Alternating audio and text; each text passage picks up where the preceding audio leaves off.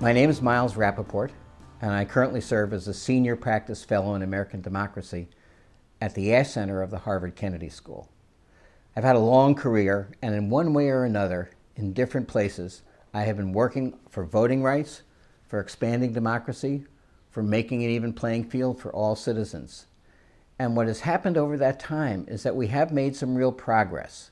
Back when I was in the state legislature, and then Secretary of the State, and then as president of Demos and Common Cause, all of these issues about democracy and about voting have expanded the opportunities for people. We have same-day voter registration now, we have expanded mail-in voting, we have early voting. And those things have expanded the possibilities for voting, and unfortunately, they're also now generating some real backlash among people who seem to want to go backwards and restrict the franchise rather than expanding it.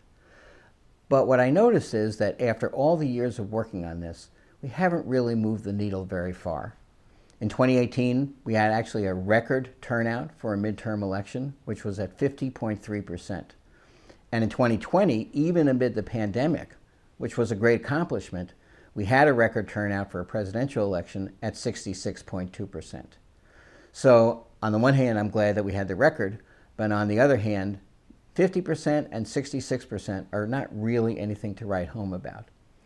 So about 5 years ago, I started to say to myself, what is it that might really, really move the needle? What might really get us to a full participation democracy?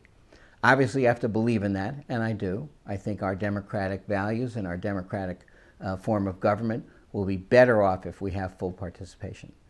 And what I discovered from reading a paper that E.J. Dionne and William Galston at the Brookings Institution had written is that in Australia and 25 other countries around the world, they actually have voting as a requirement for every citizen, as we currently now do for jury duty.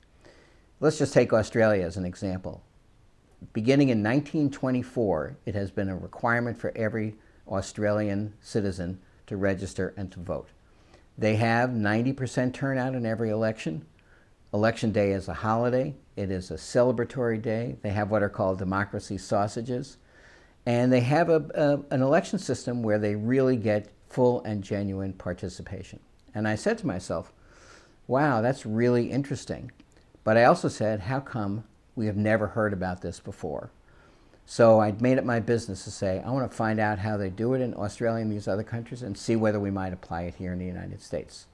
So I managed to joined forces with E.J. Dionne. We did a working group that issued a report in 2020 called Lift Every Voice, the Urgency of Universal Civic Duty Voting. And that attracted the attention of the New Press, a wonderful nonpartisan nonprofit publisher who asked us to do a book about universal voting. And so in March of 2022, 100% Democracy, the case for universal voting, came out and was published by the New Press. We think we've gotten a really interesting response. Of course, some people say, this is never going to happen. This runs against the grain of American individualism.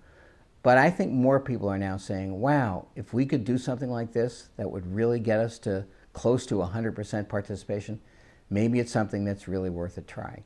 So our plan is to go around the country and talk about this issue, try to win people over to the idea that we want to have absolutely everyone voting.